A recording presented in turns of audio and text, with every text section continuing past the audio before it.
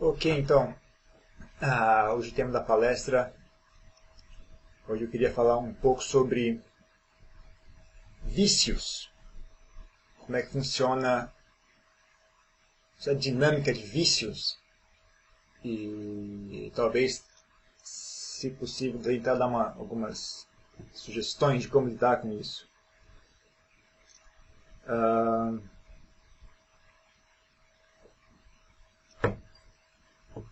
A princípio, todo vício, na verdade, é um vício por sensualidade.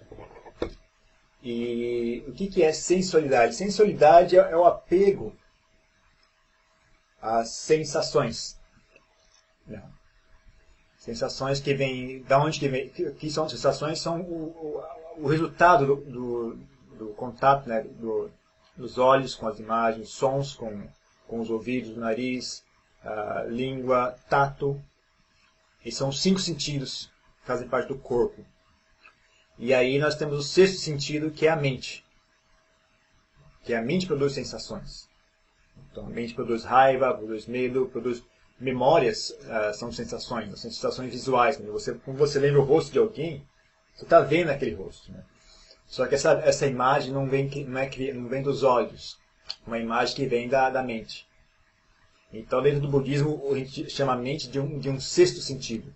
Mas não no sentido que vocês têm aí no ocidente. Né? É um 6º sentido no sentido de que provoca sensações. Então, se provoca sensações, é um sentido, é um órgão do sentido. Mas vamos tentar focar mais, eu acho que eu vou tentar focar nos 5 sentidos, que é o que a gente já conhece, porque eles são mais grosseiros. E dá para conversar mais fácil sobre ele. Se eu for falar sobre os 5 sentidos, a gente vai conversar somente sobre coisas que vocês já conhecem. Eu não vou falar nada de novo para vocês ouvirem. Mas se for falar sobre a mente, aí tem que começar a falar coisas que vocês não conhecem e fica mais complicado, mais sutil.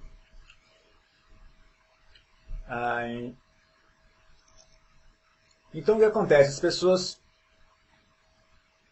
têm esses 5 sentidos e ficam viciadas na sensualidade, no mundo da sensualidade, no mundo das sensações. Isso inclui também a sensação de dores, sensações desagradáveis, não só as sensações agradáveis. Né? Então, por exemplo, o que é que impede as pessoas de conseguir focar a mente em meditação, né? Focar a mente na respiração, por exemplo? 90% dos casos é apego às sensações. Ou a pessoa está desejando uma sensação que não está ali, ou a pessoa está com aversão a uma sensação que está presente.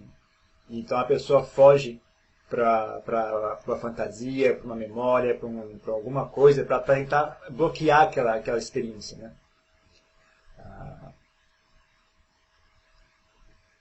Então, se você olhar para a sua mente, né, o que a sua mente faz no dia a dia? 99% do tempo ela está preocupada com sensações.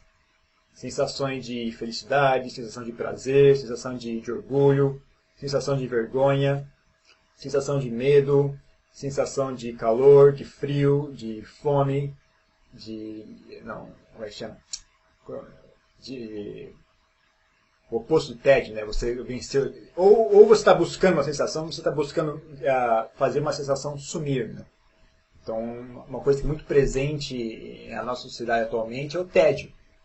As pessoas são tão viciadas em estímulo sensorial que elas estão completamente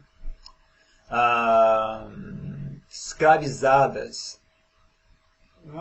completamente expostas ao tédio. As pessoas se entediam com 5 minutos sem barulho já caiu o mundo. Né? 5 minutos sem nada para se distrair, as pessoas não conseguem mais aguentar. Né? Porque tédio é uma fabricação mental. Né? Tédio é um estado de aversão que a gente cria na nossa mente. Então, assim que a pessoa não tem um estímulo sensorial que ela queria ter, imediatamente ela começa a fabricar essa dor, né? Que é o tédio. Então, esse vício de sensualidades ele tem várias desvantagens. muitos problemas desse mundo, de viver imerso, submerso em sensualidade, é que isso começa, digamos assim, aliena você de sua mente. Porque as sensações que são mais fortes e mais pungentes, né, são as sensações do corpo. Então, se você vive no mundo das sensações, você vai viver ou no mundo dos prazeres sensuais, né, da comida, da música, do cinema, do sexo, e dos perfumes, dos sabores. Ou você vai ficar no mundo das fantasias, né, que é outro prazer sensual, né? As pessoas ficam fantasiando, pensando, fazendo sonhos de grandeza, sonhos de fama, sonhos de beleza, sonhos sexuais, sonhos de raiva, né? De como é que eu vou agredir aquela pessoa, como é que eu vou humilhar aquela pessoa. Então você se aliena, né? É uma coisa que aliena a pessoa da realidade. Ou de uma parte da realidade que é muito importante, que é a mente, né? Essa Chitta, que eu falo em Pali, Chitta. E isso é um assunto sério, porque é ali que está a chave para a iluminação. Então, se a pessoa está presa no mundo da sensualidade, ela fica incapacitada de alcançar a iluminação. Porque ela não tem acesso, né, ao local onde está o assunto. Ela fica presa no mundo exterior.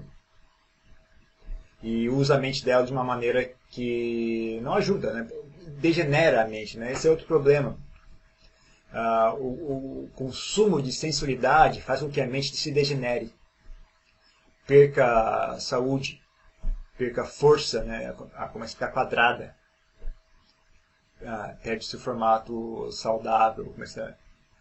Que nem a pessoa, eu faço a comparação com uma pessoa que bebe, que fuma, que usa drogas, né? A pessoa começa a quebrar em todos os sentidos, não só psicologicamente, mas fisicamente. Né? A pessoa vai perdendo muita coisa, vai perdendo a saúde física, vai perdendo a aparência, vai perdendo a capacidade mental dela. Então é muito semelhante também esse assunto.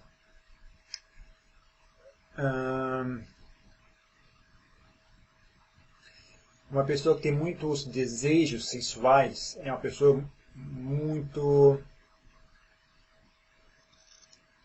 Ela tem um potencial para maldade muito grande.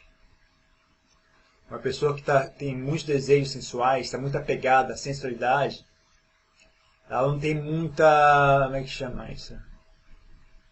Não tem proteção contra tornar-se uma pessoa ruim. Está completamente exposta. Porque uma das características dos desejos sensuais é que quando eles azedam, eles viram raiva. E eles azedam muito fáceis. Né? É muito fácil azedar um desejo. É impossível satisfazer todos os desejos sensuais de uma pessoa. Eu vou explicar mais rápido por quê, mas por enquanto entendam isso. Então, inevitavelmente, se você tem apegos sensuais, né, se você cultiva esses apegos, você vai estar sempre num estado... vai ter sempre uma raiva ali por trás daquilo, sabe? Porque todos os desejos sensuais, quando não satisfeitos, eles viram raiva. Eles viram aversão. Você vê 90% da violência que vocês veem é por causa de sensualidade. É consequência direta da sensualidade. As pessoas roubam, agridem, porque elas querem consumir sensualidade. Então elas roubam para conseguir dinheiro. Para fazer o que com esse dinheiro? Para comprar drogas, para comprar roupa da moda, para comprar carro da moda, querem uma casa grande, querem dinheiro, querem status social. Ou então as pessoas roubam por raiva, tem raiva de quem tem dinheiro, quem não tem dinheiro tem raiva de quem tem dinheiro. Por quê? Porque eles têm inveja. E também, né, então, eles desejam aquele prazer, né, de ter aquilo. Eles não têm aquilo que eles queriam, então eles sentem raiva. sente ódio, né? E às vezes agride só por o prazer em me agredir, né?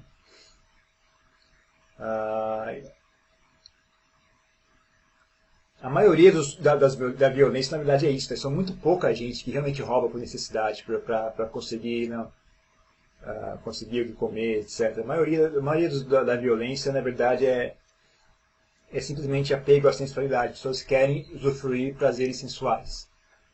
E, inclusive por corrupção no governo. O que é? Que as pessoas roubam dinheiro para fazer o quê? O que vocês acham? Que eles roubam dinheiro para fazer o quê com esse dinheiro? Comprar sensualidade. Comprar prazeres sensuais.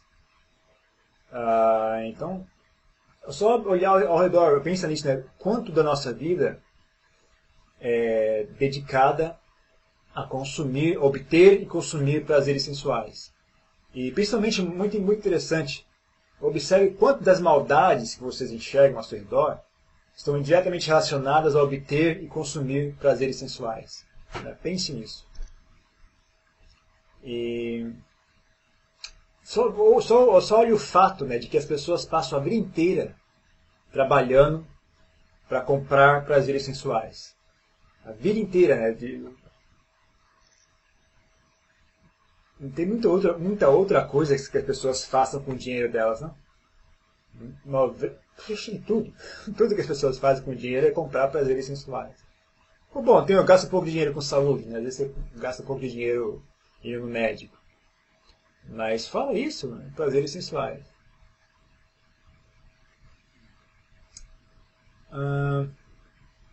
E o triste, uma coisa que eu reparava quando eu era moleque era que quando eu era mais adolescente, começou o Brasil antes era fechado. Vocês, quem lembra, né? Antigamente não podia importar nada de fora do país. E aí, durante a minha adolescência, abriu. Podia importar carros importados, aquelas motocicletas, aqueles artigos de luxo, né? E então eles começaram a fazer anúncio, né, na televisão, né, dessas coisas todas. E eu comecei a reparar uma coisa interessante nos anúncios, né, quem aparece dirigindo Porsche, dirigindo a Harley Davidson, são sempre jovens, né, pessoas jovens. Mas na vida real, nenhum jovem daquela idade tem dinheiro para comprar uma coisa daquela. Quem consegue esse tipo de dinheiro já passou dos 50 anos. Então eu lembro uma vez que a gente via, né, então tinha anúncio na televisão, era pessoal de Harley Davidson e todos jovens. Mas quando você via na vida real, fazer um encontro de motocicleta, era só gente velha. E quando você vai, lá em São Paulo tinha uma feira de carros, né, que o pessoal tinha carro bonito e ia se reunir lá, um encontro de automóveis. Né. Aí você vai nesse encontro de automóveis, só carrão bonito e todo mundo velho. Muito diferente do que era na propaganda. O que acontece? O que eu enxerguei ali? Né? Que as pessoas passam a vida inteira acumulando dinheiro para poder comprar isso. Às vezes só conseguem comprar quando já estão velhas. Né? É um desperdício. E quando você finalmente compra aquilo, o que realmente acontece? Né? De que forma aquilo realmente traz algo de bom? Ou é apenas mais uma forma de ilusão, né? Uma forma de apego? Então, se você olhar por esse ponto de vista, você vê que as pessoas desperdiçam a vida nessa busca por sensualidade. Uma outra coisa que eu reparei quando eu era mais jovem, bom, isso todo mundo já deve ter percebido, quem tem mais de 30 anos já sabe, né? O pessoal quando é adolescente, quando é jovem, tem 20 anos, cai na gandaia com força total. E porque não tem muitas responsabilidades, há pouco tempo adquiriu o corpo de adulto, né? Então todos os prazeres que o corpo de adulto proporciona, as pessoas caem das drogas, da vaidade, do sexo, etc. Então as pessoas ficam jovens, passam da adolescência para um adulto e caem na gandaia completamente. E aí, quando chega nos 30 anos, 35 anos, começa a perceber que aquilo tudo é vazio, né? Então as pessoas começam a procurar algo mais. Então elas começam a se casar, começam a criar carreira, cuidar da carreira, etc. E isso em si já é triste, até bastante triste. Mas eu enxergava dois grupos de pessoas, né? Um grupo de pessoas chegava aos 35 anos e largava aquela vida anterior e se dedicava a uma vida mais sedentária, uma vida de criar família, etc., comprar casa. E tem um outro grupo de pessoas que não admitia mudar de estilo de vida e continuava na vida da boêmia. Porque eles não queriam de forma alguma cair naquele estado meio que aquele patético, né, de quem busca uma vida sedentária. Eles não admitiam isso, né, eles queriam continuar aquele estilo de vida deles. E essas pessoas que eu pude observar, por mais triste que seja, né, por mais decepcionante que seja, né, você arrumar um emprego, criar família, etc. Mas na verdade essas pessoas não eram as piores eram as que tentavam continuar naquele estilo de vida anterior, né? Essas pessoas que eu via, eu falava, puxa, que feio, né? Como a pessoa, porque a pessoa vai se degradando continuamente, né? Quem parou aos 30 anos bota um freio na degradação, mas se a pessoa tentou continuar naquele estilo de vida, a pessoa vai ficando feia mesmo, espiritualmente feia, fisicamente, espiritualmente, a pessoa vai bebendo, vai fumando, vai vivendo naquele estilo de vida de libertinagem. E eu via como é que isso deixa a pessoa feia, né? Eu conhecia a pessoa antes e ver a pessoa se degradando, se degenerando, até ficar uma pessoa que era uma boa pessoa de bom coração, e acaba virando uma pessoa de baixa qualidade, uma pessoa desonesta, uma pessoa feia mesmo. Né? Então, tudo isso é fruto, né, do consumo de sensualidade, do vício em sensualidade. Então, a gente fala vício em sensualidade, porque a sensualidade, como eu falei no começo, na verdade não é que a sensualidade se compara ao vício em drogas. O vício em drogas é um vício em sensualidade. Então não é que a sensualidade segue o mesmo padrão que as drogas. As drogas são uma forma de sensualidade. É que as drogas são uma coisa tão gráfica, né? A dinâmica de como a droga funciona é tão exacerbada, tão exagerada, que a gente consegue enxergar mais claramente, né, dentro desse sistema. Mas na verdade essa dinâmica de vício não é particular às drogas. Isso é uma coisa que toda forma de sensualidade segue a mesma dinâmica.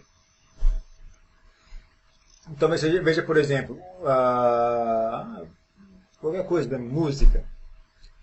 Você ouve uma música agora, ela é maravilhosa. Na segunda, tem um pico, né? Você sente prazer, vai sentindo prazer, e chega uma hora que aquele prazer já não funciona mais. Aquele prazer perde o prazer, perde a sensação de prazer, já não tem mais aquele encanto. E aí o que você faz? Você precisa de um novo prazer, você precisa renovar aquilo de alguma forma, ou aumentar a quantidade. Então é que nem a pessoa que usa droga. A pessoa usa droga e para conseguir o mesmo prazer que ela tinha antes, ela tem que dobrar a quantidade de droga, tem que consumir o dobro da quantidade. Senão, só para conseguir manter o prazer, não precisa nem falar em aumentar o prazer. Só para conseguir o mesmo prazer que ela tinha antes, ela tem que aumentar ainda mais a quantidade de drogas. E sensualidade é a mesma coisa. Quanto mais sensualidade você consome, mais você precisa de estímulo para conseguir obter aquele prazer. Né? A mente vai ficando dormente, ela perde a capacidade de sentir prazer. Então, quanto mais você se estimula sensualmente, mais incapaz de sentir prazer você vai ficando. E aí, o que as pessoas fazem? Em vez de não ciente de qual é o processo, as pessoas vão aumentando ainda mais. Então, elas tinham um X de prazer. Aquele X de prazer já se manifesta mais. O que elas fazem? Compram mais, consomem mais. Começam a usar drogas, começam a fazer coisas extremas, né, para conseguir alguma forma de estímulo que gere uma emoção. Né? Então, é o padrão típico do vício em drogas. O Buda comparava sensualidade, o Buda comparava com como é que chama? Como se fosse um cão roendo um osso. Por exemplo, se o osso estivesse sujo de sangue, né? O osso tivesse cheiro de sangue, né? Gosto de sangue. O cão rói aquele osso, mas não consegue comer nada. Ele só consegue engolir a própria saliva dele. Não tem carne ali. Só tem cheiro de carne, tem cor de carne, mas não tem carne, só tem osso ali. Tá? Ele rói aquilo, morde, mas não consegue se alimentar. A fome não passa. Ele não se nutre. Né? Ele é apenas uma ilusão. Ele literalmente está tentando pegar uma miragem. Né? A sensualidade é uma miragem. Você nunca chega até onde ela está. Né? Sempre que você chega ali, ela está 5 metros mais à frente. Você vai até lá, 5 metros mais à frente. Vai até lá, 5 metros mais à frente. Você nunca chega ao ponto de satisfação. Não existe satisfação sensual. Isso não existe. Não existe satisfação sensual. Quanto mais você tenta satisfazer a sensualidade, mais forte o processo de desejo fica e menos satisfeito você fica. Então é muito similar ao que você já conhece com relação às drogas. Na verdade, se aplica a qualquer forma de sensualidade, né? Qualquer forma de estímulo visual, estímulo auditivo, estímulo do olfato, estímulo do tato. Né? Prestem atenção nisso, estudem esse assunto, olhem para a vida de vocês, estudem esse assunto. Porque isso influencia muito a vida de vocês. Isso guia suas decisões, influencia seus planos de vida, como você planeja a sua vida. Tem um grande fator nesse presente é o seu vício e sensualidade. Né? Como é que você vai adquirir sensualidade? Quando as pessoas fazem plano de vida, né? Elas planejam como é que elas vão adquirir, quais são os prazeres sensuais que eu vou consumir e como é que eu vou adquirir esses prazeres. E com isso em mente, as pessoas fazem um plano de vida. Qual vai ser meu emprego, em que cidade eu vou morar, com quem eu vou casar, quantos filhos eu vou ter, etc, etc. Tudo isso é baseado, as pessoas planejam a vida baseada em adquirir e consumir sensualidade. E passam a vida inteira fazendo isso, tentando fazer isso, tentando alcançar essa satisfação e não alcançam. Porque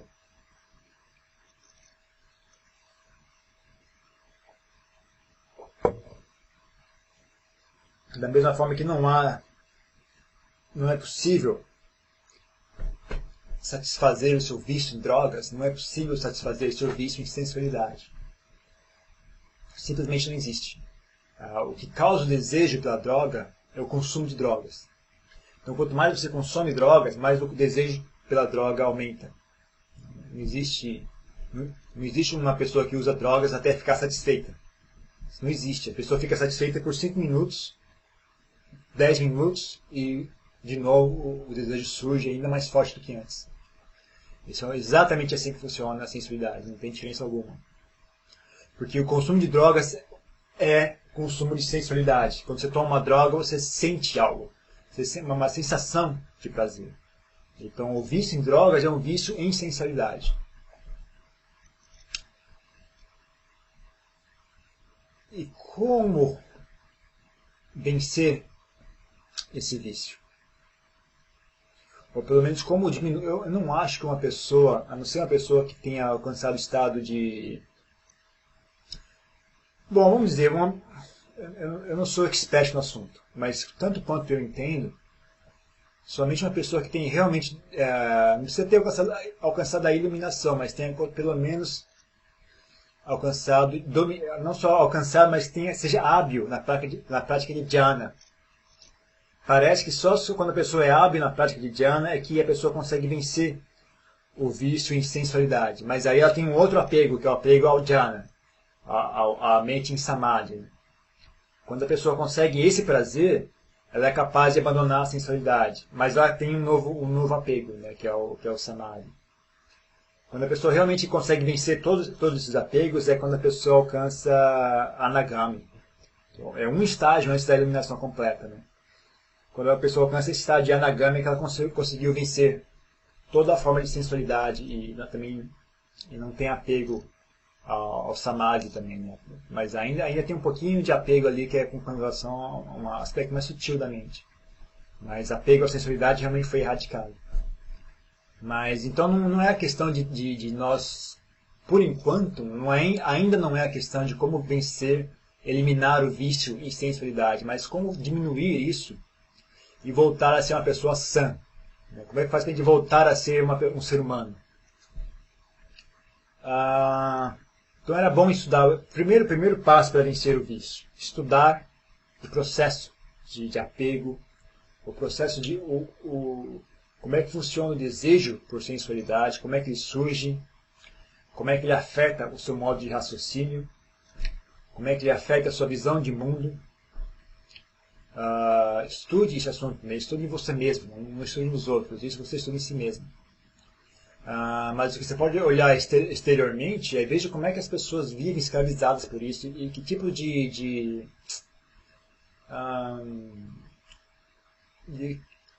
como isso degenera as pessoas, né? Como é que faz as pessoas sofrerem e como é que isso faz a sociedade ficar doentia, né? Como consequência.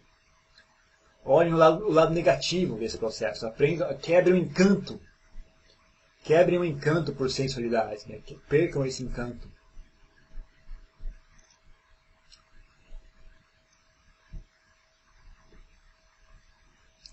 Dá para fazer de duas formas, para você, quem já entendeu o que eu estou falando e quiser já começar a trabalhar de uma forma mais ativa, você pode trabalhar de duas formas. Você pode trabalhar com conteúdo do apego, ou você pode aprender a manipular o processo. Imagina o seguinte, é como se fosse uma televisão. Por exemplo, a televisão, a imagem não está boa na televisão. Aí a pessoa, o que ela faz para melhorar a imagem?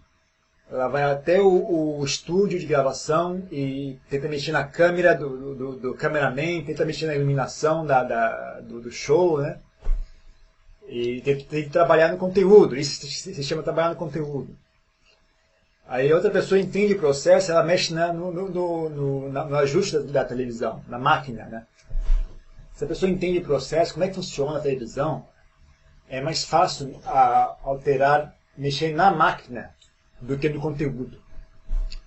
Então, com relação a lidar com esses vícios todos, também é possível fazer isso. Se você aprender como é que a máquina funciona, você pode interferir ali, né, em vez de entrar no conteúdo do vício. Mas ambas as estratégias são boas para as pessoas. É bom trabalhar com ambas, porque o processo é muito sutil. Então, teoricamente é correto, mas na vida real, quem de vocês vai realmente conseguir fazer isso é difícil de imaginar. Para uma pessoa conseguir fazer isso, ela tem que ter...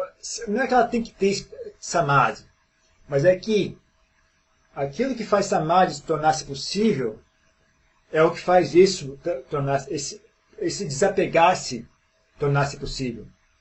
Esse desapegar-se que é feito manipulando a mente diretamente, falando. Manipulando o processo mental. Para você conseguir, se você consegue se desapegar de um desejo, manipulando esse processo interior, você também vai conseguir alcançar samadhi. É muito semelhante, ambos os processos. Então, é muito sutil, é um negócio muito sutil da mente. Né? Tem que estudar bem como é que a mente funciona e aprender como é que eu faço para interferir nesse processo, como é que eu posso guiar a minha mente, né? De que forma eu faço, como é que eu aplico a minha mente de forma a obter um resultado específico. Então tem que estudar a máquina, estudar o processo, como é que a mente funciona. Não estude isso em livros, estude isso em si mesmo. Mas ainda assim, vamos só conversar e ver o que sai disso. Então, esse processo possui duas etapas, dois componentes. Um prazer sensual possui uma sensação física. O desejo, eu vou falar sobre desejo sensual. O desejo possui uma sensação física e uma sensação mental.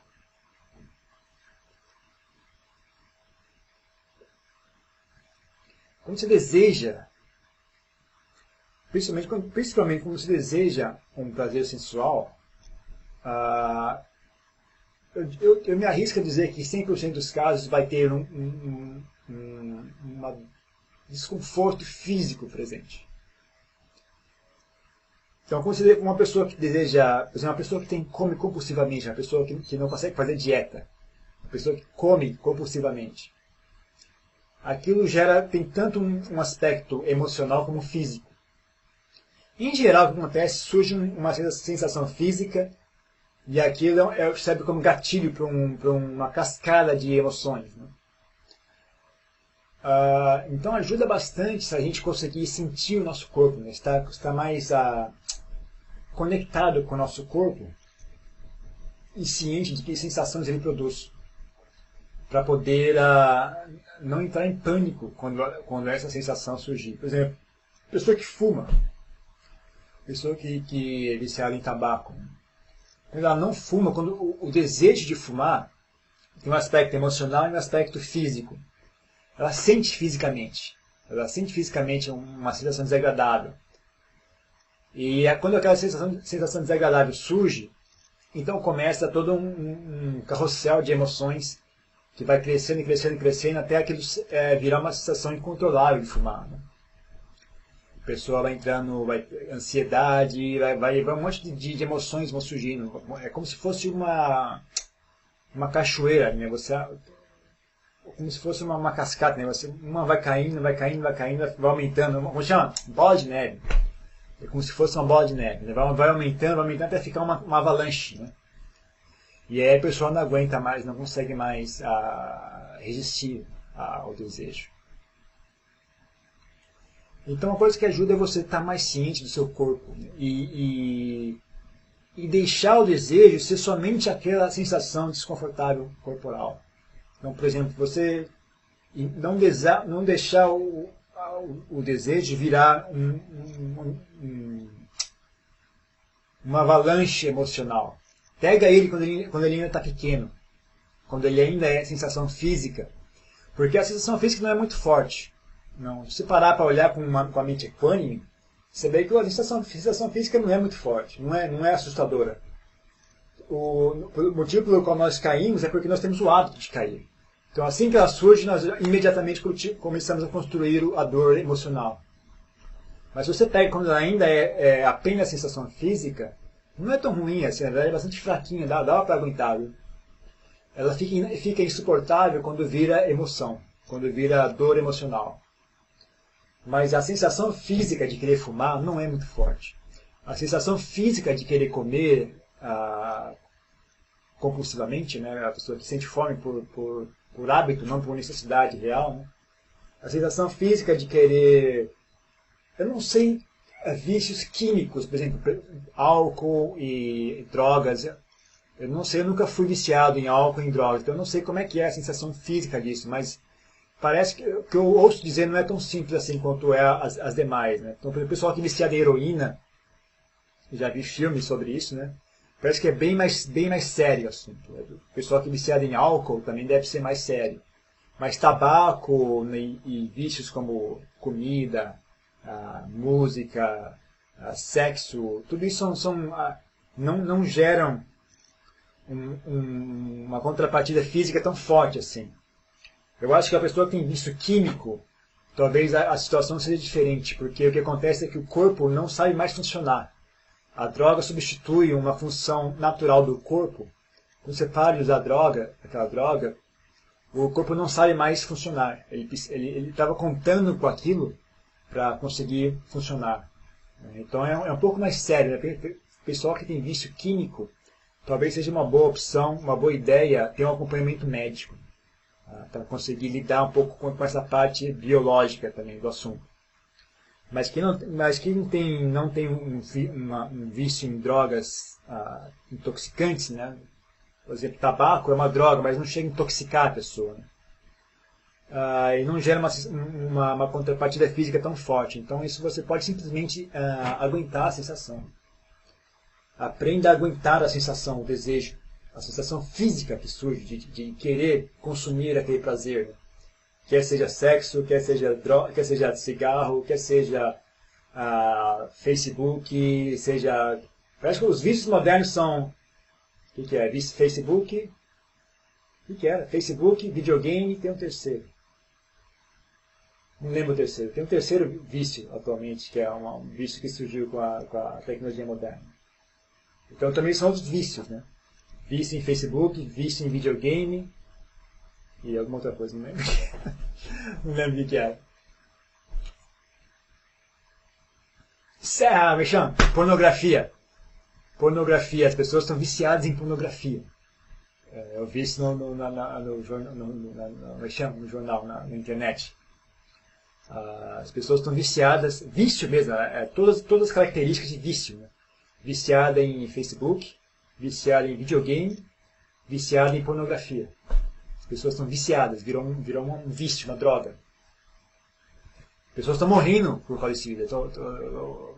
Onde eu li, estava falando que na Coreia, o pessoal está morrendo de jogar videogame. A pessoa joga videogame até cair morto no chão. Estou falando sério, não é sentido figurado. Literalmente, as pessoas estão caindo mortas de tanto jogar videogame. Então, a dica, né, para conseguir vencer vícios, tente pegar eles quando eles ainda são uma sensação física. Né? Não deixem eles virarem essa avalanche emocional que eles são. Eles criam. E caso aquela avalanche emocional já esteja presente, não tenha medo. Outra coisa que ajuda bastante é ter coragem. Né? Não tenha medo da sensação. Não tenha medo da ansiedade. Não tenha medo. Não tente suprimir a sensação, mas também não tenha medo. Aprende a aguentar as coisas. Tem em Pali, se chama Kanti Parami. Aprenda a ter Kanti Parami. Aguente. Aprende a aguentar. Não seja fraco. Não seja medroso. Não seja... Os outros sinônimos que eu conheço são palavrões, então não vou falar. Não seja fraco, não seja medroso. Aí vocês imaginem os outros. Tenham coragem. Não tenha medo das suas sensações. Tanto as sensações físicas quanto as sensações emocionais. Não tenha medo. São apenas sensações, é só uma sombra. É que nem uma sombra na parede, né? Você já brincou aquelas lanterninhas mágicas, né? É só uma sombra, não tem nada ali. Não tem ninguém ali. É apenas uma sensação, nada mais. Então, tenha coragem.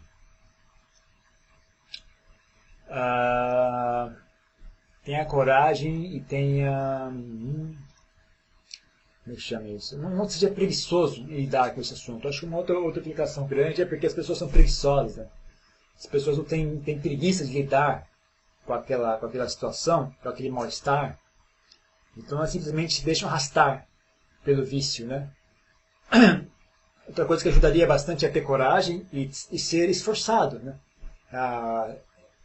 É um projeto, né, que você coloca para si mesmo. Né? Eu vou vencer esse vício.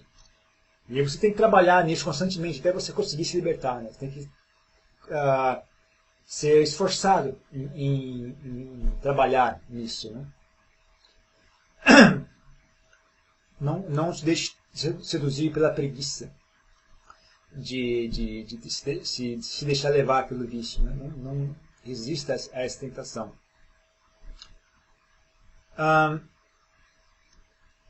Não tente impedir o desejo de surgir, porque é muito difícil e é muito sutil. Eu acho que você vai se atrapalhar ainda mais.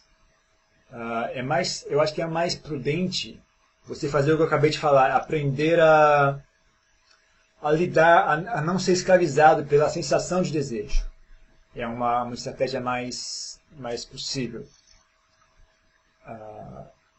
Não é questão de impedir o desejo de surgir, mas uma vez que ele surgiu, como não ser escravizado por isso? É mais sábia essa estratégia. Tentar impedir que ele surja é muito sutil, muito difícil, e você vai acabar fazendo uma bagunça na sua mente. É melhor, eu não recomendo tentar fazer isso. Se você simplesmente não alimentar o ciclo de desejo e satisfação, e consequentemente é um ciclo, né? Desejo e satisfação, mais desejo, mais satisfação, mais desejo, mais satisfação. Se você não alimentar esse ciclo, com o tempo ele cede, né? O hábito mental desaparece. Então a melhor forma para vencer, para fazer com que o desejo desapareça, é não alimentar o ciclo. Né? Em vez de tentar controlar a mente, né? Tentar forçar a mente a não sentir desejo, é muito mais, eu acho que é mais sábio você simplesmente não alimentar o ciclo e deixar ele morrer sozinho. Isso ocorre naturalmente. Né? Isso ocorre naturalmente. Mas o que pode ajudar é um estilo de vida saudável. Você vive um estilo de vida saudável, produz pouca necessidade por prazeres sensuais. Porque você vai ter outros prazeres. Não existe só prazer, nesse mundo não existem só prazeres sensuais. Existem prazeres que não são sensuais. Então existem prazeres de uma mente saudável, por exemplo. A mente saudável é prazerosa. Paz segundo o Buda, paz mental bastante profunda, né? Não só paz mental de assim, estar de bem com a vida. Eu digo paz mental de uma forma bastante profunda. É o prazer mais elevado que existe, que um ser humano, que qualquer ser consegue experienciar. É o prazer mais sutil, mais refinado, mais prazeroso que existe, é o prazer da paz mental, ou usando um termo técnico, né, de jhana, samadhi, jhana. Então existem prazeres que são ainda melhores que os prazeres sensuais. Então uma forma que ajuda bastante a diminuir esse slow down, diminuir a velocidade desse ciclo é você viver uma vida saudável, que ofereça prazeres mentais, prazeres espirituais. Por exemplo, viver num ambiente saudável com boas pessoas traz uma sensação de prazer, né, de bem-estar. Né? O prazer da amizade, por exemplo, você tem bons amigos, aquilo já é um prazer. Você vive num local saudável, perto da natureza, por exemplo, aquilo já é um prazer. Uma sensação de bem-estar, né? Uma sensação de paz. Procure prazeres, uma vida saudável que ofereça prazeres saudáveis. Isso diminui a necessidade de prazeres sensuais. Isso ajuda bastante. Viver uma vida saudável. Tanto que as pessoas falam, as pessoas pensam que esporte, a solução das drogas nos adolescentes é o esporte. Tem gente que martela esse dogma, né? Mas na verdade o que ajuda nesse caso não é o que ajuda nesse caso não é realmente é o bem-estar que aquilo gera, né? É o bem-estar que a pessoa obtém de praticar esporte, né? Então a pessoa ganha um certo apoio, né, para resistir à tentação dos vícios, à droga. Mas mais ou menos por aí que gera uma sensação o prazer que a atividade esportiva gera ajuda como ponto de apoio para as pessoas, né?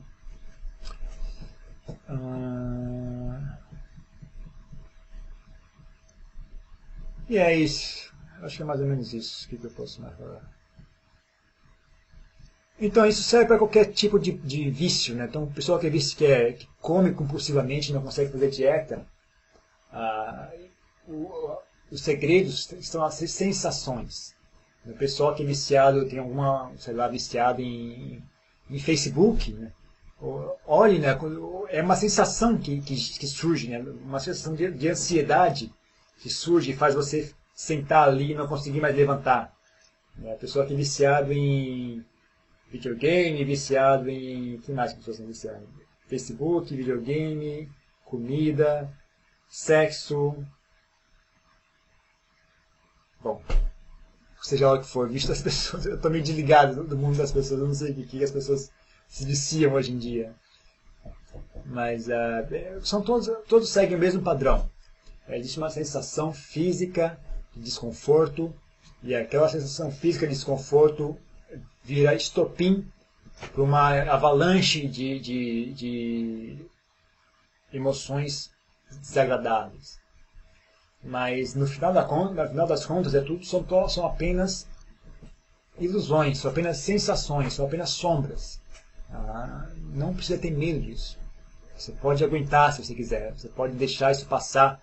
Você não precisa nem suprimir, porque não há necessidade. Aquilo não tem como te danificar. É só você deixar passar, né? No começo tem que aguentar aquela sensação. Com o tempo, se você não alimentar o processo, aquilo desaparece sozinho. Você não precisa fazer muita coisa. Ok? E só o porém é para quem tem vício químico. Eu acho que não é tão simples assim. Quem tem vício químico com drogas e álcool, etc., talvez não é tão simples assim. Então talvez é bom procurar um médico e ter um acompanhamento médico para isso. Então, fechando o assunto, né, só para deixar bem claro, ao contrário do que o mundo diz, ao contrário do que algumas religiões dizem, ao contrário do que algumas vertentes budistas dizem, o Buda era extremamente crítico à sensualidade, prazeres sensuais, e não elogiava de forma, espécie, maneira alguma. Muito pelo contrário. Não existe caminho espiritual que pelo menos que o Buda tenha ensinado, né? Ou se você levar a sério o que ele disse, né? Ele disse que ele não ensina um caminho espiritual que envolva sensualidade. Sensualidade não é uma ferramenta para alcançar a iluminação.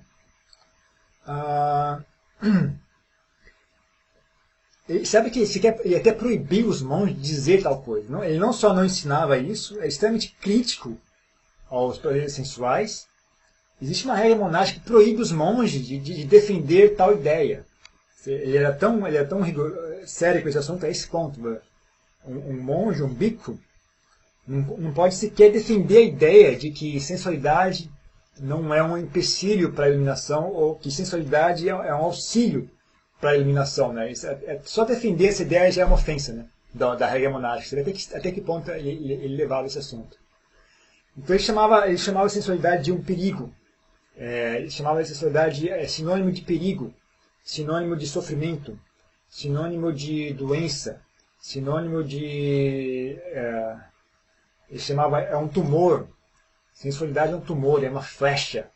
Ele tem vários frutos que ele lista, né? Ele comparava com um osso, né? Um cão roendo um osso, como eu falei agora há pouco. Ele comparava com uma ilusão. Ele comparava com uma bolha de sabão. Ele comparava com uma marra, com um pântano. Ele tinha um monte de comparações que ele fazia e nenhuma era boa. Todas elas eram coisas ruins. Né? Era uma mensagem bastante clara.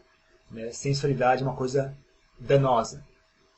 Nós estamos imersos em sensualidade, nós temos órgãos dos sentidos, então nós temos que aprender a conviver com isso, mas cientes do que isso não é algo que leva à iluminação, não é algo que leva a pessoa a ficar melhor, é algo que leva a pessoa a se degenerar.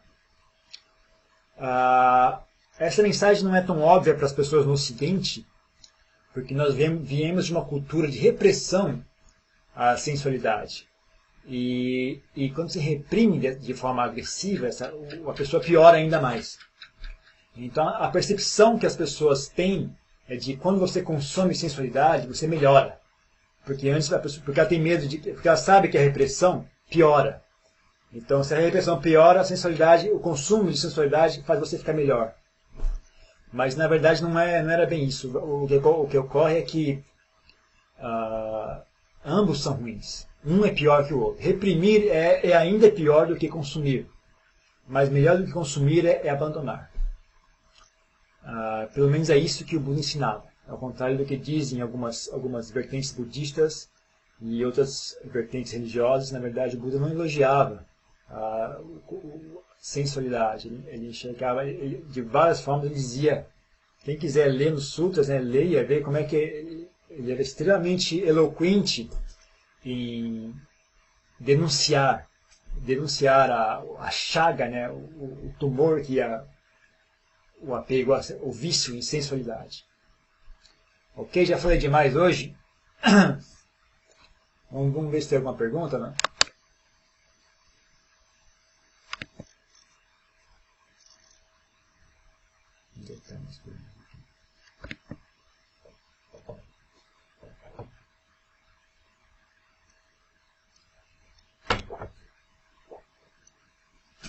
Pergunta aqui em São Paulo.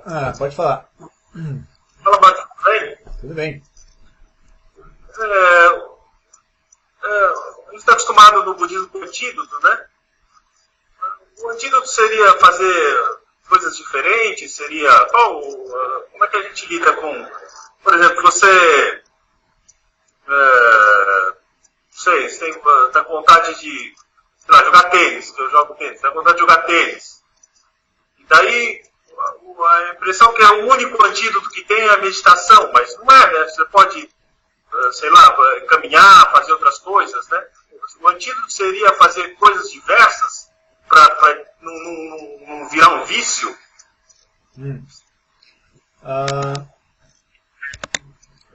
Primeira coisa é o seguinte, tem que entender a nossa situação como seres humanos. Nós estamos imersos em sensualidade.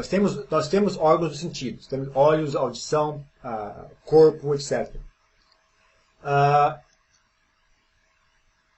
Nós não temos como funcionar como pessoa sem fazer contato com objetos sensuais, com objetos físicos, né? Quando você pega algo, você tem uma sensação de tato. Então, eu estou falando com vocês, vocês estão me ouvindo através dos ouvidos. Então, é uma sensação. Então, você não pode... Você tem que separar quais são quais atividades são benéficas ou maléficas ao seu caminho. Então, por exemplo, jogar tênis, eu não chamaria isso de um vício sensual, a não ser que isso esteja impedindo você de fazer progresso espiritual. Seria assim que eu separaria, porque se separar tudo, não dá. Não dá pra, a não ser que você vai virar monge mesmo, e ir para a montanha e consumir o único e exclusivo prazer do jhana. Se você vai viver dessa forma, ok. Todo o resto é vício. Para mim, jogar tênis seria um vício, porque eu sou um monge. Mas eu acho que é exagerar um pouco passar esse mesmo ponto de referência para vocês, que são leigos. Para mim, jogar videogame, eu acho que para vocês também, para vocês também é bobagem, né? Jogar videogame é uma sensualidade inútil, né? Não tem propósito algum. Então, eu chamaria isso de um vício sensual desnecessário. Mas jogar tênis é uma atividade que eu diria saudável para vocês. Para mim não é saudável, porque eu vivo um estilo de vida diferente. Mas para vocês eu não chamaria isso de um problema. Mas ainda assim, respondendo a pergunta, supondo que nós temos um vício, sei lá, supondo que nós somos viciados em pornografia. A pessoa está viciada em assistir vídeo pornográfico na internet. Como é que ela... mudar de atividade ajuda? Ajuda, com certeza. Buscar atividades mais saudáveis, como eu falei, buscar outros tipos de prazeres que não sejam danosos. Então busca outras atividades prazerosas que não gerem muitos malefícios. Né? Então você substitui um prazer por outros. Substitui o prazer sensual por um prazer mais saudável. Isso ajuda. Mas também ajuda, como eu falei, é você entender o processo. Como é que funciona o processo de escravidão a um prazer? Como é que a mente fica escravizada por um prazer? Né? Você vai estudar o assunto, estudar o processo, estudar a máquina, você vê que na verdade não é complicado. E não é tão doloroso assim. Se você abandonar o prazer sensual, não é tão doloroso. E segundo, você encontra um prazer na mente muito mais sutil e muito mais útil do que o prazer que a sensualidade lhe proporcionava. Então, na verdade, não é um processo tão ruim assim. Né? Quem tem coragem de dar o primeiro passo, descobre que, na verdade, não é tão ruim assim, não é tão difícil, não é tão ruim, e gera muitos benefícios. O único detalhe desse processo é que ele é sutil e ele é insistente. É extremamente pegajoso, provavelmente por ser sutil. Provavelmente por ser muito sutil, ele é muito pegajoso, muito traiçoeiro, né? Então você não é que nem você digitar uma senha no computador e o programa abre, né? E está resolvido, acabou o problema.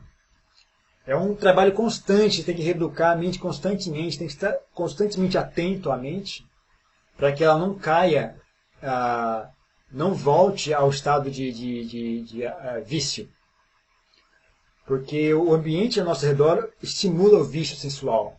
Né? Nosso cérebro, nossa mente está live wired. Nossa mente está diretamente conectada aos órgãos dos sentidos. Então é uma coisa muito forte. Então se você não botar não fizer um esforço contrário você tem que fazer um esforço contrário para conseguir buscar o ponto de equilíbrio, né? Para a mente não caia no vício, não caia novamente no hábito de ficar viciada em sensações. Então é um esforço constante, porque constante, enquanto você está vivo, o seu corpo vai continuar produzindo sensações. E a reação natural da mente ignorante é se apegar a essas sensações. Então você tem que estar sempre trabalhando, sempre atento, né? Sempre tendo a mente atenta, né? Para que ela não caia nesse hábito. Né? Mas não é muito difícil, não é muito pesaroso. É apenas requer esforço constante. Porque é difícil de suster. Isso é a parte mais difícil. A parte mais difícil é entender do que eu estou falando. Primeiro, a parte mais difícil, descobrir como é que é esse processo sutil dentro da mente. Isso é difícil. E tem descoberto, tem mais uma dificuldade, que é suster isso. Suster esse esforço. De forma consistente e constante. Até você conseguir realmente quebrar o kilesa, né, e alcançar a iluminação, que é quando você realmente quebra esse ciclo. Mas se você não alcançou a iluminação, é um esforço constante, né, para manter esse equilíbrio, né, para manter o corpo e as kilesas empurrando você em direção à sensualidade e o Dharma empurrando você a tentar quebrar esse ciclo. Né. Então é um trabalho sutil e um trabalho constante, mas não é muito pesado, na verdade, não é muito pesado. Quando você pega o jeito, não é muito pesado. E ajuda se você vive um estilo de vida que protege você um pouco desse excesso de estímulo sensorial. Então é isso, né? Para responder a pergunta, são duas chaves. Você tentar substituir os prazeres nocivos por prazeres saudáveis. E número 2, entender o processo e começar a tentar desfazer esse processo, desfazer esse hábito mental. Ok? Vamos ler uma pergunta aqui. O homem que pode fazer o que quer, mas não pode querer o que quer. Isso é uma afirmação. O homem pode fazer o que quer, mas não pode querer o que quer. Só pensamos a querer o que queremos. Só passamos a querer o que queremos quando atingimos a iluminação. Rapaz, isso aqui é um enigma. O homem pode fazer o que quer, mas não pode querer o que quer. Só passamos a querer o que queremos quando atingimos a iluminação.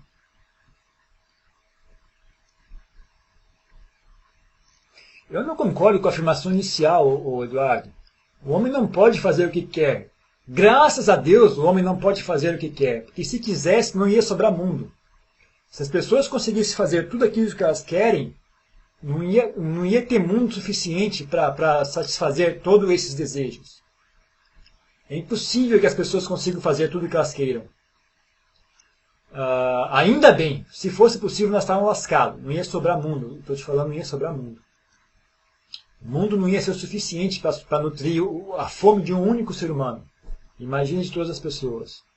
Agora, mas não pode querer o que quer. Isso eu não entendo também. Olha, isso é um enigma, eu não sei. Eduardo, pergunta de novo de uma forma mais fácil. Eu não captei qual é a mensagem. Então tem pergunta aqui em São Paulo. Ok, pode dizer. Mestre, boa noite. Boa noite. Mestre, eu trabalho na Prefeitura de São Paulo, na Secretaria da Saúde.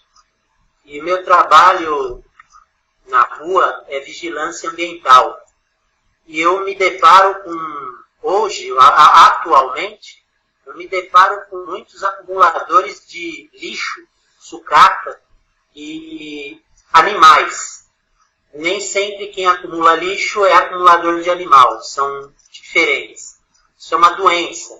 Mas assim, me surgiu essa curiosidade, né, que a psiquiatria já deu nome para essa doença, já deu CID, mas na opinião do senhor, esse acúmulo de objetos, né, que está ligado talvez à compulsividade, é um apego que eu não sei, eu queria até orientar essas pessoas, não é da minha área, mas o que o senhor acredita que possa estar dentro de uma pessoa que acumula tanto lixo dentro de casa? Né? O que o budismo poderia estar ajudando no sentido de orientação? Ok. Obrigado, mestre. Sim. Sabe que na Tailândia as pessoas sofrem muito disso também. É um aspecto cultural da Tailândia as pessoas acumularem coisas em casa. Quando eu primeiro cheguei aqui, primeiro fui para o monastério dos estrangeiros. Então lá é tudo organizado da forma ocidental, né? Então não tem muita tranqueira. O altar é bastante simples, né? Os ocidentais têm essa atitude de funcionalidade. Os objetos têm que ser funcionais. Então eu só tenho coisas que eu de fato uso, né? O que eu não uso, eu jogo fora, eu dou para alguém, né? Na Tailândia não existe isso, as pessoas não têm pudor em acumular objetos. Então você vai no monastério, no templo, é uma tranqueirada absurda. Eles vão acumulando, eles não vêem problema naquilo, eles não enxergam nada de ruim. Né? Até os altares, né? Você vai nos altares, no templo, né? E é uma absurda a quantidade de coisas que eles vão botando. Tudo que tiver, que for bonitinho, eles colocam no altar ali. Né? Então coloca uma foto, um enfeite, isso, aquilo. E é um acúmulo enorme. Né?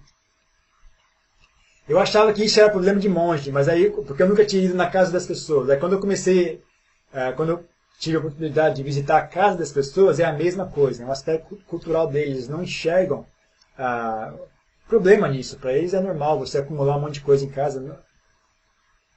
Eles não enxergam isso como um problema. Né? Então é muito comum isso aqui na Tailândia também. Né? Eu vejo muito isso aqui. As pessoas acumulam coisas inúteis infinitamente, né? Sem propósito algum. Então parte disso talvez seja apenas uma questão de ponto de vista. Né? Muitos de nós fomos educados pela família a ter o ponto de vista de que nosso relacionamento com o mundo material é funcional. Deve ser uma coisa funcional. Então nós temos coisas que são úteis e guardamos aquilo que é útil. E quando uma coisa não é útil, a atitude natural e óbvia é ou jogar fora ou doar para alguém. Mas não é isso, na verdade, não é uma coisa natural do ser humano. Isso, na verdade, isso é um aspecto cultural nosso. Isso é um aspecto cultural que é passado de pai para filho. Então, uma das causas para isso talvez seja essas pessoas não receberam essa carga cultural, essa carga educacional, né, de relacionamento com objetos físicos. Como é que você, como ser humano, se relaciona com objetos físicos? Isso é para mim, é uma causa. Então, é apenas uma metade do assunto é apenas um aspecto cultural. Um aspecto de ponto de vista. Isso é metade do assunto. Agora tem uma outra metade que eu acho que é a sensação de posse gera um prazer nas pessoas. Né? Então quando a gente tem algo, a gente sente um prazer. Aí entra na mesma patologia anterior do vício. Né? Aquela pessoa provavelmente sente prazer em possuir algo. E se é questão de tentar fazer a pessoa abandonar esse hábito, eu trabalharia de duas formas. Uma é reeducar a pessoa, tentar explicar, ajudar a pessoa a enxergar o lado negativo daquele acúmulo. Né? Tentar explicar, mostrar para a pessoa que se ela largar aquele monte de objetos, a vida dela vai melhorar. Por exemplo, vai ficar muito mais fácil limpar a sua casa. Se tem menos objetos em casa, você vai conseguir limpar a sua casa com muita facilidade. E uma casa limpa gera bem-estar. Não só gera saúde física, mas gera bem-estar emocional.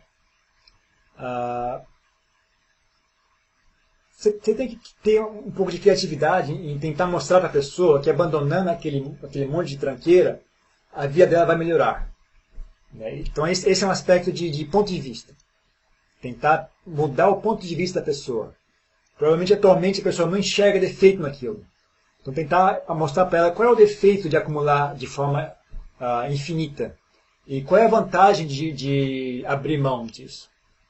Então educar a pessoa, tentar oferecer um suporte intelectual para a pessoa. E aí também oferecer um suporte emocional para a pessoa, que é tentar achar novas atividades, coisas que gerem prazer para aquela pessoa, para que ela possa sentir segura em abandonar aquele prazer anterior, que é o prazer da posse, o prazer de possuir coisas. A pessoa sente prazer naquilo. Então, se você tentar estimular a pessoa a realizar atividades que gerem prazer saudável, também pode ser um bom suporte. Então, eu acho que essa dualidade, é um suporte intelectual e um suporte emocional também. Oferecer ambos os suportes, e estimular a pessoa a mudar, encorajar a pessoa a mudar. Mas só funciona se a pessoa realmente quiser mudar. Então, se você não conseguir convencer a pessoa de que algo bom vai acontecer para ela, você não vai adiantar. Você pode tentar explicar o quanto você quiser, levar a pessoa para fazer esporte, para fazer alguma atividade saudável, e ainda assim a pessoa não vai entrar na sua onda. Então existe um limite do que você vai conseguir fazer, mas se você conseguir ajudar alguém, eu acho que vai ser nesse sentido. Oferecendo um suporte intelectual para a pessoa entender que aquilo não é bom e que seria melhor se ela não tivesse aquilo. E número 2, oferecer um suporte emocional para a pessoa, para que ela seja segura em abandonar aquele hábito. Vamos ver o que mais tem aqui. Na vida leiga é difícil se afastar significativamente da sensualidade.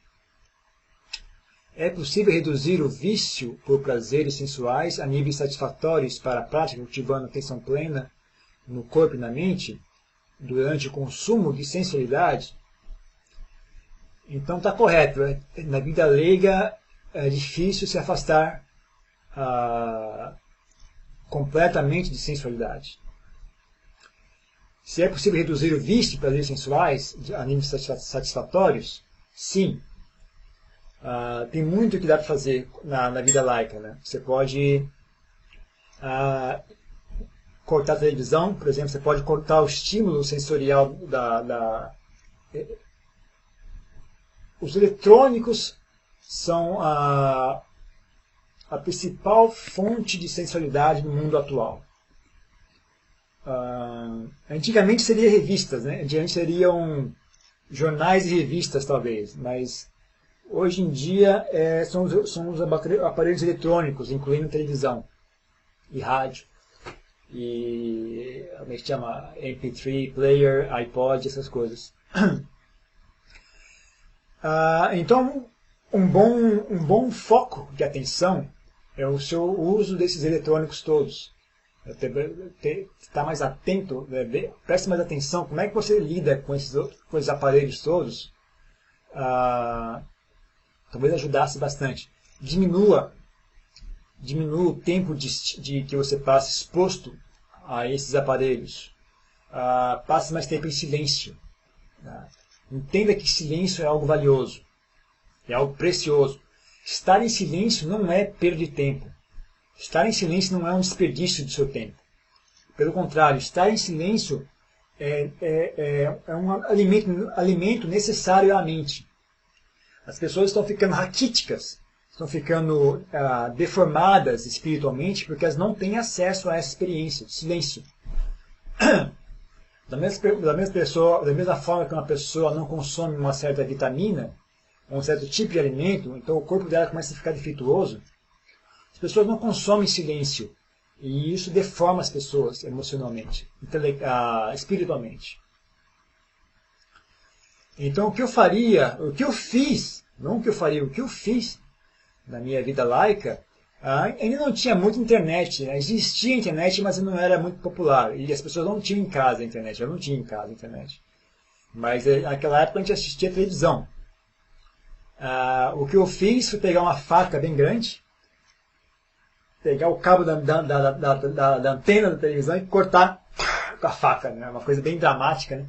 Eu fiz questão de pegar uma faca grande, que é para ficar bem dramática. Fui lá com a faca e cortei a antena da televisão. E aí minha vida melhorou muito. Minha qualidade de vida melhorou muito. Parei de assistir televisão completamente. Não lia mais jornal, essas coisas. Eu só de vez em quando eu parava na banca e lia as manchetes de jornais. Isso já era suficiente para mim, para eu saber o que está acontecendo. Porque também as pessoas conversam, né? Então as pessoas conversavam no trabalho sobre as notícias, e eu, quer quisesse ou não, tinha que ouvir aquela conversa. Então, para mim aquilo era suficiente, né? Só ler jornal, a manchete do jornal e a conversa do pessoal no trabalho já era suficiente para eu saber o que está acontecendo no mundo. Aquilo já me fornecia informações suficientes. Então, não lia revista, não lia jornal, não assistia televisão, não ouvia rádio. Eu ainda ouvia música, eu sempre gostei muito de música. Então eu tinha muitos na época eu usava CD, né? CD e vinil, né? Eu tinha muitos vinis e muitos CDs. Então esse apego eu persistiu. Só larguei depois que eu virei monge mesmo. Mas antes disso, até a época que eu virei monge, eu não consegui largar esse apego da música. Então eu sugeriria isso. Sugeriria cortar os eletrônicos, tenha um objetivo quando você vai ligar o computador. Para que você vai ligar o computador? Não liga o computador à toa, né? Você vai ler uma notícia, para que você quer ler notícia? Você precisa saber da notícia, sim ou não? Se você precisa saber, então vá lá e leia. Mas não use ler a notícia como uma distração, só para ocupar o seu tempo. Não ligue, não. Entenda que é o seguinte: você precisa se distrair, isso é um sinal que tem algo errado contigo. Se a sua mente fosse saudável, você está feliz e tranquilo em silêncio. Ali você está perfeitamente feliz e tranquilo em silêncio, você ia ficar irritado quando tivesse televisão, música, você ia ficar, que barulho é esse? Você ia sentir saudade do silêncio. Se a sua mente fosse saudável, você ia ser autossuficiente. Você não ia precisar de estímulo sensorial para sentir prazer. Então entenda isso, quando você está entediado, quando você está sentindo ansiedade, isso não é o ideal.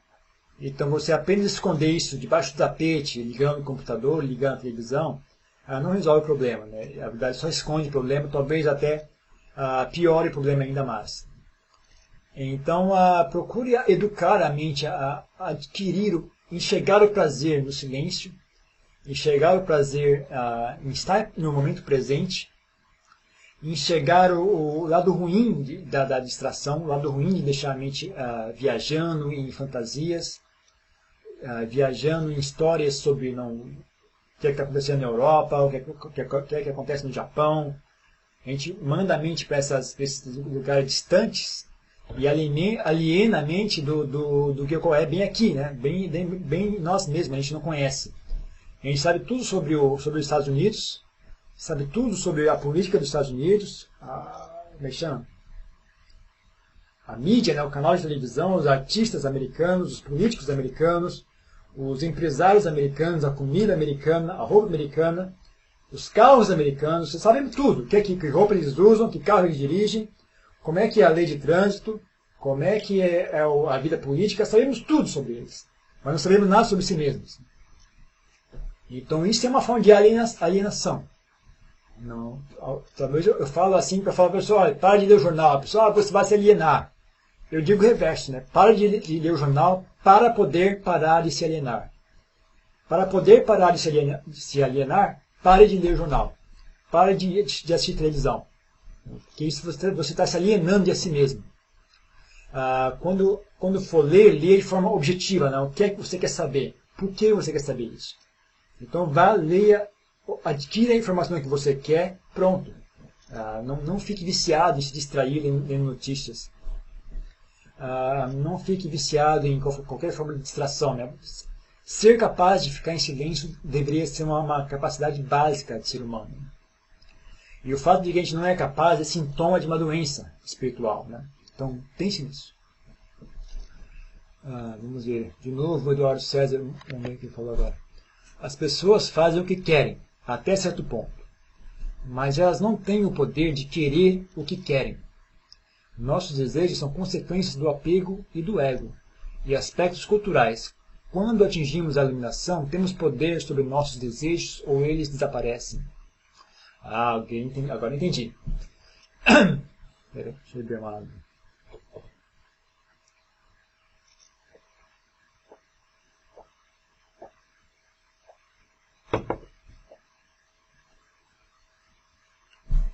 Vamos lá.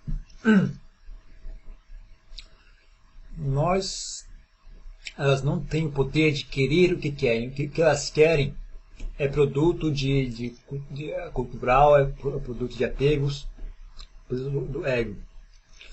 Mas, Eduardo, todos os desejos são assim. Não existe um desejo que seja realmente puro e cristalino, que tenha origem na alma primordial, na mente original. Todo desejo é um produto condicionado. Qualquer desejo é um produto condicionado. Até mesmo o desejo pela iluminação é um fenômeno condicionado. O desejo para alcançar a iluminação é um fenômeno condicionado. Então todo desejo, na verdade, é falso. Todo desejo é apenas uma construção mental. Então as pessoas, todos os desejos são assim. Não existe um desejo que não seja dessa forma, né? Então as pessoas não têm o poder de desejarem o que elas realmente querem. Não existe o que elas realmente querem. Nenhum desejo é realmente. Não existe um desejo realmente. Todo desejo é um fenômeno condicionado. Então todos os desejos são vazios, na verdade. Mesmo o desejo pela iluminação. Agora, quando atingimos a iluminação, temos o poder sobre nossos desejos ou eles desaparecem? Eu não sei. Não sei. O que eu entendo intelectualmente é que quando a pessoa alcança a iluminação, a mente se libertou do processo, dessa forma de existir. A mente se libertou dessa forma cíclica de existir, condicionada, que gera esses desejos todos. Mas digamos assim, os sankaras, né, o sankara corporal, o agregado mental, continua funcionando e continua fabricando desejos, só que esses desejos não permeiam a mente. Então, por exemplo, a pessoa alcançou a iluminação, ela ainda possui um corpo, e aquele corpo gera fome. A pessoa ainda sente fome. Então ela sente desejo de comer. Ela sabe, eu estou com fome, meu corpo necessita de alimentos. Então ela, efetivamente, né, na prática, é um desejo. Ela quer comer para conseguir, para alimentar o corpo. Mas esse desejo, pelo que eu entendo intelectualmente, ele fica só na superfície. Ele não alcança o núcleo da mente. O núcleo da mente se liberta disso tudo. Ele alcança um estado diferente do que era antes, né? Que se chama Nibbana. Um estado de não queimação, né? Nibbana, se chama não queimação. Então, eu não sei se a pessoa tem poder. Eu acho que sim, né? Olhando sobre esses pontos de vista, você pode dizer que as pessoas então passam a ter controle sobre o que é que ela deseja, né? Temos poder sobre nossos desejos ou eles desaparecem? Eu entendo que eles desaparecem da mente, mas continuam presentes na superfície. no mundo prático. Né?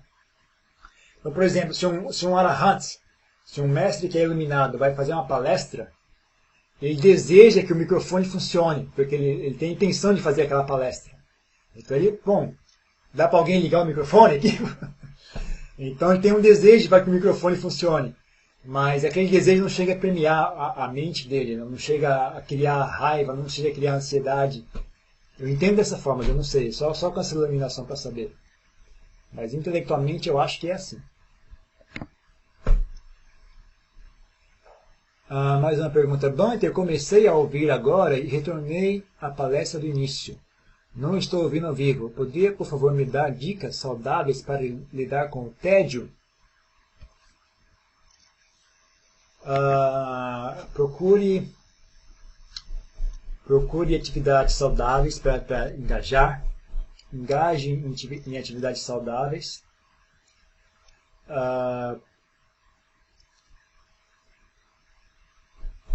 Talvez, né, a melhor forma inicialmente, a melhor forma de lidar com o tédio é realizar atividades saudáveis. Por quê? Porque nós temos muito a construir. Uma pessoa, o que se chama pessoa normal hoje em dia é uma entidade muito baixa, na verdade. O que se chama ser humano comum é algo muito baixo, precisa melhorar muito. Uma pessoa normal precisa melhorar muito para virar gente. Então, inicialmente, eu acho que o mais útil é engajar em atividades saudáveis, para construir a sua personalidade. Construir traços saudáveis de personalidade, construir capacidades. Eu acho que a pessoa comum hoje em dia está muito incapacitada. Então, eu recomendo as pessoas fazerem atividades saudáveis que desenvolvam boas qualidades. Desenvolva a capacidade de ter determinação, ter paciência, ter energia, ter sensibilidade, ter inteligência. Saber lidar com as suas emoções, saber passar por dificuldades, saber aguentar situações. A pessoa precisa aprender muito. Então, talvez inicialmente uma forma saudável seria desenvolver atividades saudáveis. Quem já conseguiu fazer isso por até um certo nível, pode então usar seu tempo livre para estudar a mente diretamente o assunto da mente, né? Como é que a mente funciona. E aprender a fazer a mente encontrar a satisfação que vem dela mesma, que não depende de estímulo exterior. Aprender a procurar dentro de si mesmo a fonte da felicidade. Felicidade e sofrimento são construções mentais. Elas não dependem de objetos exteriores. Se você entende como é que a mente constrói felicidade, você ganha liberdade para construir felicidade quando e onde você quiser. Porque é um fenômeno 100% mental. Então, se você entende como é que funciona, na verdade você ganha liberdade de ser feliz sempre. Porque felicidade é um fenômeno mental. Felicidade é um fenômeno mental.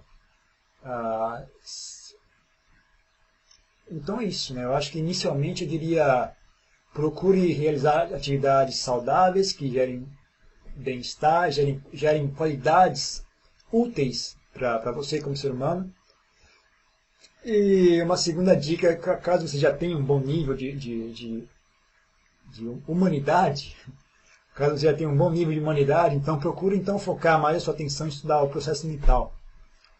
Use o seu tempo para estudar esse assunto, né? Se apaixone por esse assunto. Não fique apaixonado por esse assunto, mas fique obcecado, né? Como é que essa mente funciona? Como é que eu existo? Por que isso acontece? Como é que isso? Como é que é isso? Estude esse assunto porque é muito interessante, né? Essa é uma forma útil e não é entediante. É extremamente interessante. É extremamente interessante. Dá de 10 a 0 em tecnologia, em ciência, em o mundo dos show business. O mundo do show business é muito interessante, né? Aquele cara brigou com aquele cara. Essa pessoa está namorando com aquela pessoa. Muito interessante. Tecnologia é muito interessante. Ciência é muito interessante. Mas se você realmente começar a estudar a mente, né, ela é muito, muito, muito mais interessante. Se você conseguir entrar ali dentro, né, ver como é que é o processo interno, É simplesmente fascinante. E não é entediante de forma alguma. Ok? Mais alguma pergunta ou não? Pessoal em São Paulo tem alguma pergunta? Se não tiver, então nós vamos encerrar aqui. Ok? Então é por isso. Tem sim. Ah, tem Espera sim? só um segundo. Tem. Boa noite. Olá. Eu quero fazer uma pergunta referente à música. Eu sou estudante de música. Agora, na metade desse ano, eu me formo num curso que está formando jovens músicos educadores.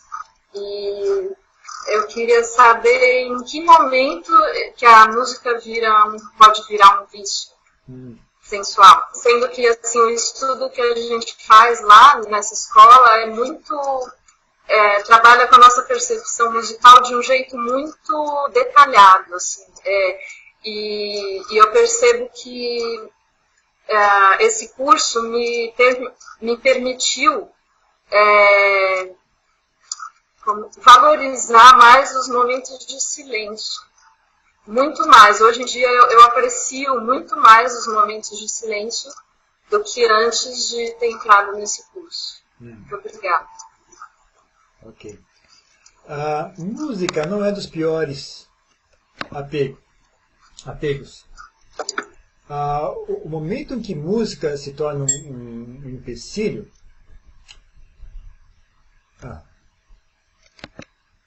Alô, tá me ouvindo? Não. Ok. Então, música não é dos piores apegos. O momento quando música se torna um empecilho é quando você quer silenciar a mente.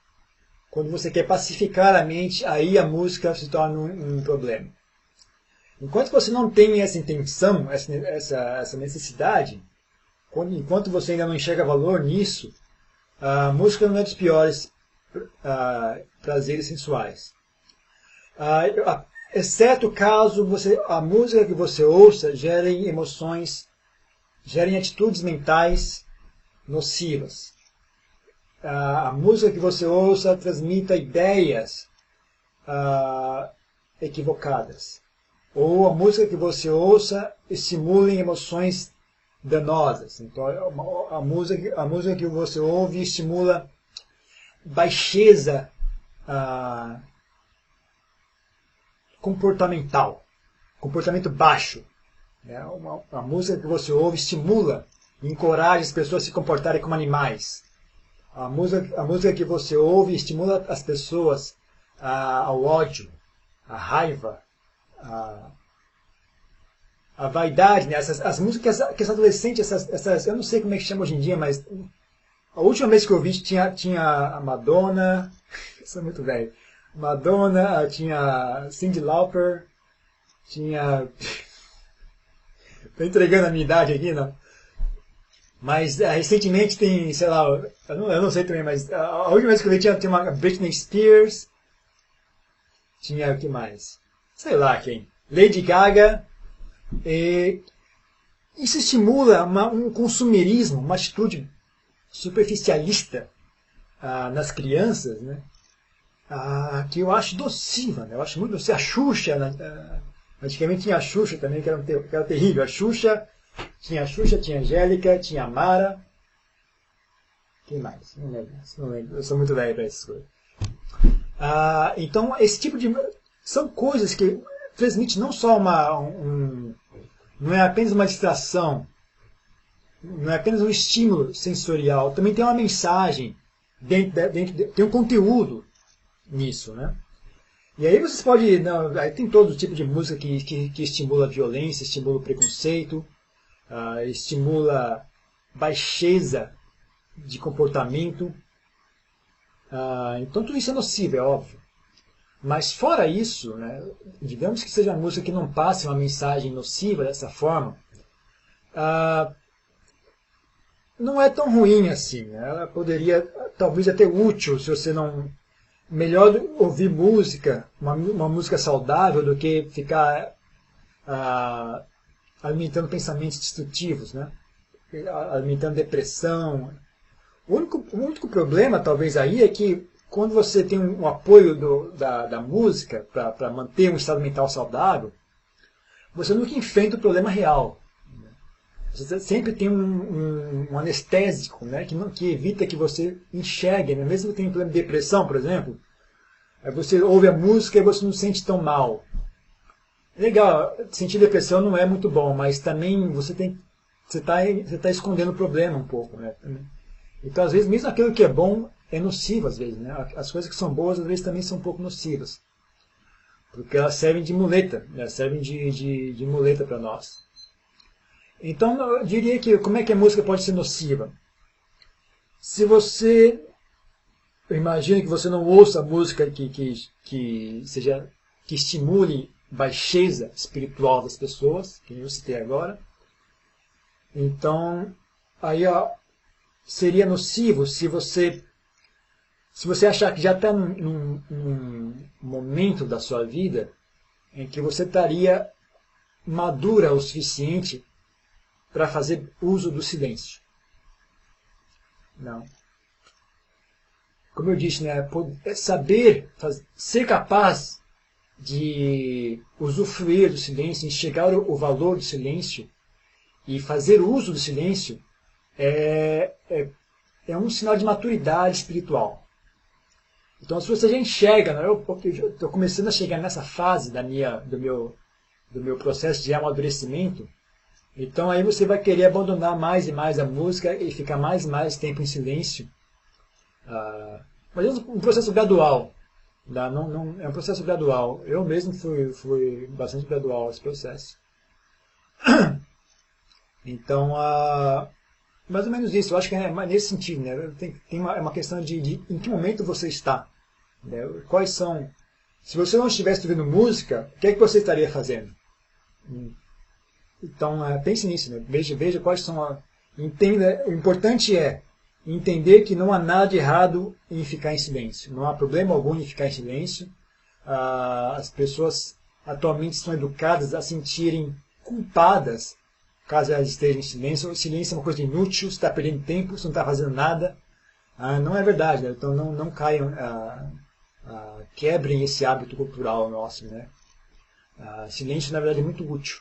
Né? Que nem as pessoas dizem, sabe, as palavras valem ouro, silêncio vale diamante. Ou melhor, sabe, as palavras são feitas de ouro, silêncio é feito de diamante. Ele é muito mais precioso do que o ouro. Então, palavras sábias são muito boas, mas o silêncio é ainda mais valioso. Então eu diria esse tanto. Okay? Mais alguma coisa? Não, né?